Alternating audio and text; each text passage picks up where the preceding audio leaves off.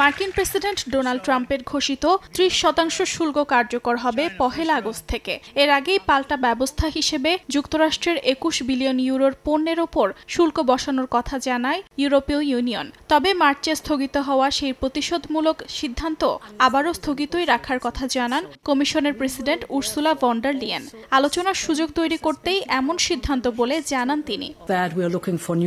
ব্রাসেলসে এক সংবাদ সম্মেলনে ভন ডার লিয়েন বলেন, যুক্তরাষ্ট্র থেকে চিঠি এসেছে, বলা হয়েছে সমঝোতা না হলে আগস্ট থেকে শুল্ক কার্যকর হবে। তাই পাল্টা শুল্ক প্রস্তুতির পাশাপাশি আলোচনার সময় বাড়ানো হয়েছে আগস্টের প্রথম দিক পর্যন্ত। তবে তিনি সতর্ক করে বলেন, সমাধান না হলে ইইউ প্রস্তুত থাকবে প্রতিরোধমূলক ব্যবস্থা নিতে।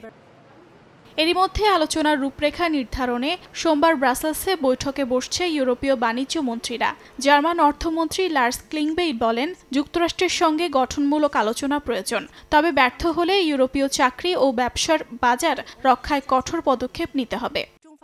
অর্চিতা শেহজিন, সময় সংবাদ।